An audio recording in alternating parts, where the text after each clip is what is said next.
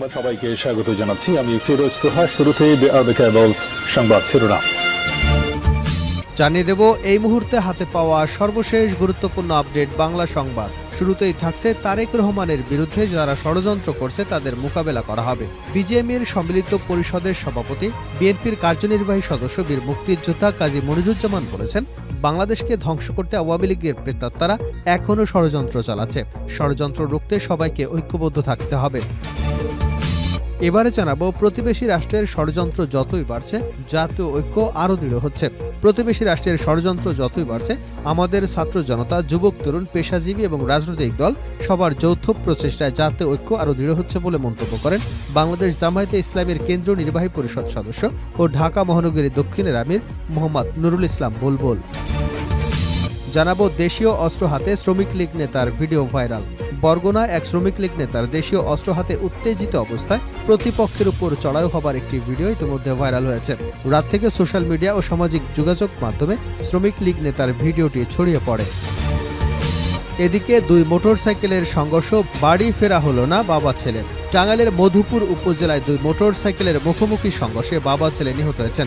এ সময় আহত হয়েছেন আরও দুজন। শনিবার বিকাল ৩টার দিকে উপজেলার মহিষমারা ইউনিয়নের আশ্রাবাজার সংলগ্ন স্থানে এ দুর্ঘটনা ঘটে। জানিয়ে দেব, চাঁদাবাজি বন্ধ হয়নি, শুধু চাঁদাবাজদের পরিবর্তন হয়েছে। বৈষম্য বিরোধী ছাত্র আন্দোলনের কেন্দ্রীয় আহ্বায়ক হাসনাত আবদুল্লাহ বলেছেন, দেশে এখনও চাঁদাবাজি বন্ধ হয়নি, শুধু চাঁদাবাজদের পরিবর্তন হয়েছে। দখলদারিত্বের অবসান হয়নি, শুধু দখলবাজদের পরিবর্তন হয়েছে। এবং সর্বশেষ জানাবো আন্তর্জাতিক সংবাদ। পাকিস্তান তালেবানের হামলায় ১৬ সেনা নিহত। আফগানিস্তান সীমান্তের কাছে পাকিস্তান তালেবানের হামলায় অন্তত ১৬ সেনা নিহত হয়েছেন। পাকিস্তানের গোয়েন্দা কর্মকর্তারা জানিয়েছেন, নিহতের পাশাপাশি আরও ৫ জন আহত হয়েছেন। নাম প্রকাশ না করবার শর্তে পাকিস্তানের এক গোয়েন্দা কর্মকর্তা সংবাদ মাধ্যম এপিকে জানিয়েছে, ৩ দিক থেকে সেনারা তল্লাশি চৌকিতে হামলা চালিয়েছে, যা প্রায় ২ ঘণ্টা ধরে চলে। এতক্ষণ শিরোনাম শুনছিলেন, এবার বিস্তারিত। প্রিয় দর্শক, আপনি যদি এই চ্যানেলে নতুন হয়ে থাকেন, ভিডিওটি দেখতে দেখতে চ্যানেলটি সাবস্ক্রাইব করে আমাদের সঙ্গে থাকুন। আর এই ভিডিও সম্পর্কে আপনি আপনার মূল্যবান মতামতটি কমেন্ট বক্সে জানিয়ে দিন। আর হ্যাঁ প্রিয় দর্শক, জানিয়ে দিন ভিডিওটি কোথা থেকে দেখছেন। তারেক রহমানের বিরুদ্ধে যারা ষড়যন্ত্র করছে তাদের মোকাবেলা করা হবে। বিজেএমের সম্মিলিত পরিষদের সভাপতি এবং বিএনপির কার্যনির্বাহী সদস্য বীর মুক্তিযোদ্ধা কাজী মনিরুজ্জামান বলেছেন, বাংলাদেশকে ধ্বংস করতে আওয়ামী লীগের প্রেতাত্মারা এখনও ষড়যন্ত্র চালাচ্ছে। ষড়যন্ত্র রুখতে সবাইকে ঐক্যবদ্ধ থাকতে হবে।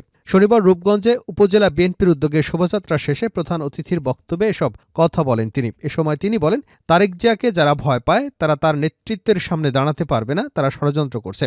এদেশের মানুষের গণতন্ত্র রক্ষা করা, এদেশের মানুষকে অর্থনৈতিকভাবে স্বাবলম্বী করা, এদেশে বৈষম্য দূর করার সমস্ত আন্দোলনকে সামনে রেখে তিনি নতুন কর্মসূচি নিয়েছেন।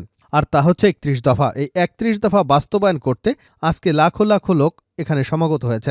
এই ৩১ দফা সম্পর্কে আপনাদের সবাইকে জানতে হবে, বুঝতে হবে এবং সাধারণ মানুষকে জানাতে হবে। কাজী মনির হুঁশিয়ারি দিয়ে বলেন, তারেক রহমানের বিরুদ্ধে যারা ষড়যন্ত্র করছে তাদের ঐক্যবদ্ধভাবে মোকাবেলা করা হবে। প্রতিবেশী রাষ্ট্রের ষড়যন্ত্র যতই বাড়ছে জাতীয় ঐক্য আরও দৃঢ় হচ্ছে। প্রতিবেশী রাষ্ট্রের ষড়যন্ত্র যতই বাড়ছে আমাদের ছাত্র জনতা, তরুণ, যুবক, পেশাজীবী এবং রাজনৈতিক দল সবার যৌথ প্রচেষ্টা জাতীয় ঐক্য আরও দৃঢ় হচ্ছে বলে মন্তব্য করেন বাংলাদেশ জামায়াতে ইসলামের কেন্দ্রীয় নির্বাহী পরিষদ সদস্য ও ঢাকা মহানগরী দক্ষিণের আমির মোহাম্মদ নুরুল ইসলাম বুলবুল। চাঁপাইনবাবগঞ্জের সদরে ব্রাইট স্টার ক্লাবের উদ্বোধনী অনুষ্ঠানে প্রধান অতিথির বক্তব্যে এসব কথা বলেন তিনি। নুরুল ইসলাম বুলবুল বলেন, এই ঐক্য বজায় রেখে ছাত্র জনতা উই ওয়ান্ট জাস্টিস স্লোগান এবং দিল্লি না ঢাকা, ঢাকা ঢাকা চেতনা অটুট রেখে দলমত ভেদাভেদ ভুলে ঐক্য গড়ে তুলে নতুন বাংলাদেশ গড়তে হবে, যেখানে কোনো বৈষম্য, দুর্নীতি, সন্ত্রাসী, চাঁদাবাজি, দখলদারিত্ব থাকবে না। ক্ষমতা ধরে রাখতে প্রতিবেশী রাষ্ট্রের কাছে দেশকে বর্গা দেওয়া যাবে না। জামায়াত ইসলামের নেতৃত্বে এদেশের স্বাধীনতার সার্বভৌমত্ব রক্ষা হবে। জনগণ সত্যিকারের অধিকার এবং মর্যাদা লাভ করবে। নুরুল ইসলাম আরও বলেন, যারা নিজেদের স্বাধীনতার সোল এজেন্ট দাবি করেছে তাদের মধ্যেই স্বাধীনতা এবং গণতন্ত্র ব্যাহত হয়েছে। রাজনৈতিক দলের উপর নিপীড়ন করা হয়েছে। তারা নিজ দলীয় পত্রিকাটি রেখে দেশের সব পত্রিকা বন্ধ করে দিয়েছিল। তারা সব রাজনৈতিক দলকে নিষিদ্ধ করে দিয়ে একটিমাত্র দল করবার সিদ্ধান্ত নিয়েছিল। যে লক্ষ্যকে সামনে রেখে বাংলাদেশ স্বাধীন করেছিলাম সেটি আর স্বাধীনতার পর খুঁজে পাওয়া যায়নি। স্বাধীনতার আগে ভিনদেশিরা আমাদের মৌলিক স্বাধীনতা কেড়ে নিয়েছিল। স্বাধীনতার পর আওয়ামী লীগ আমাদের নাগরিকদের সেসব স্বাধীনতা কেড়ে নিয়েছে। তিনি উপস্থিত তরুণ যুবক এবং ছাত্রদের উদ্দেশ্যে বলেন, এই ক্লাবটি যেমন কতগুলো উদ্দেশ্য নিয়ে গঠিত হয়েছে, দেশ এবং স্বাধীনতা হয়েছে কতগুলো উদ্দেশ্য নিয়ে, কিন্তু স্বাধীনতার পর সেসব উদ্দেশ্য গিলে খেয়েছে আওয়ামী লীগ। নতুন প্রজন্ম আগামীর বাংলাদেশে নেতৃত্ব দেবে উল্লেখ করে তিনি বলেন, সেজন্য নিজেকে সৎ, যোগ্য, আদর্শবান এবং দেশপ্রেমিক নাগরিক হিসেবে গড়ে তুলতে হবে। নিজেদের সৎ, যোগ্য, আদর্শবান এবং দেশপ্রেমিক নাগরিক হিসেবে গড়ে তুলতে জামায়াত শিবির সহযোগিতা করছে। তিনি তরুণ প্রজন্মকে শিবিরের পতাকা তলে আসার আহ্বান জানান। দেশীয় অস্ত্র হাতে শ্রমিক লীগ নেতার ভিডিও ভাইরাল। বরগুনায় এক শ্রমিক লীগ নেতার দেশীয় অস্ত্র হাতে উত্তেজিত অবস্থায় প্রতিপক্ষের উপর চড়াও হওয়ার একটি ভিডিও ভাইরাল হয়েছে। শুক্রবার রাত থেকে সোশ্যাল মিডিয়ায় সামাজিক যোগাযোগ মাধ্যমে শ্রমিক লীগ নেতার ভিডিওটি ছড়িয়ে পড়ে। ওই নেতা হলেন বরগুনা জেলা শ্রমিক লীগের সহসভাপতি এবং সদর উপজেলা ৩ নম্বর ফুলজড়ি ইউনিয়নের সাবেক চেয়ারম্যান গোলাম কিবরিয়া।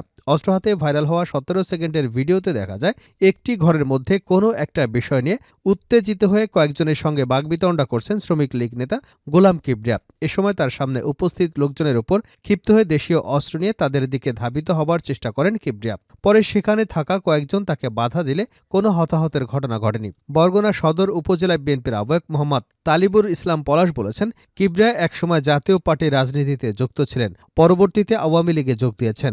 দুদলের চরিত্রই সন্ত্রাস, লুটপাট এবং দখলবাজি করা। তার যে ভিডিওটি আমরা দেখেছি সেটি একটি সন্ত্রাসীমূলক কার্যক্রম এবং অত্যন্ত নিন্দনীয়। তাকে আইনের আওতায় আনার দাবি জানাচ্ছি। দুই মোটরসাইকেলের সংঘর্ষ, বাড়ি ফেরা হল না বাবা ছেলের। টাঙ্গাইলের মধুপুর উপজেলায় দুই মোটরসাইকেলের মুখোমুখি সংঘর্ষে বাবা ছেলে নিহত হয়েছেন। এ সময় আহত হয়েছেন আরও দুজন। শনিবার বিকাল ৩টার দিকে উপজেলার মহিষমারা ইউনিয়নের আশ্রাবাজার সংলগ্ন স্থানে এ দুর্ঘটনা ঘটে। নিহতরা হলেন আশ্রাগ্রাম মাঠ ব্যবসায়ী বাবা মুজিবুর রহমান এবং তার ছেলে জাহিদ ২৭। তারা দুজনেই মধুপুর পৌরসভা এলাকার দামপাড়া গ্রামের আলতাফ হোসেনের ছেলে লিখন এবং একই গ্রামের আব্দুল মাজিদের ছেলে তাসির হোসেন। স্থানীয়রা জানান, মোটরসাইকেল যোগে বাবা ছেলে বাড়ি ফেরার পথে আশ্রা বাজারে পৌঁছালে একটি অটোরিকশাকে সাইড দিতে গেলে বিপরীত দিক থেকে আসা অপর একটি মোটরসাইকেলের মুখোমুখি সংঘর্ষ হয়। এতে ঘটনাস্থলেই বাবা এবং ছেলে মারা যান। মধুপুর থানার ভারপ্রাপ্ত কর্মকর্তা এমরানুল কবির জানান, দুর্ঘটনায় নিহত বাবা ছেলের মরদেহ উদ্ধার করা হয়েছে। দুই মোটরসাইকেলের মুখোমুখি সংঘর্ষে ঘটনা ঘটেছে। আইনি প্রক্রিয়া শেষে স্বজনদের কাছে মরদেহ হস্তান্তর করা হবে। শেষ করছে আন্তর্জাতিক সংবাদ দিয়ে। পাকিস্তানে তালেবানের হামলায় ১৬ সেনা নিহত। আফগানিস্তান সীমান্তের কাছে পাকিস্তান তালেবানের হামলায় অন্তত ১৬ সেনা নিহত হয়েছেন। পাকিস্তানের গোয়েন্দা কর্মকর্তারা জানিয়েছেন, নিহতের পাশাপাশি আরও ৫ জন আহত হয়েছেন। নাম প্রকাশ না করার শর্তে পাকিস্তানের গোয়েন্দা কর্মকর্তা সংবাদ মাধ্যম এপিকে জানিয়েছে, ৩ দিক থেকে আসা সেনাদের তল্লাশি চৌকিতে হামলা চালানো হয়, যা প্রায় ২ ঘণ্টা ধরে চলে। তিনি বলেছেন, হামলায় ১৬ জন নিহত হয়েছেন এবং ৫ জন মারাত্মকভাবে আহত হয়েছেন।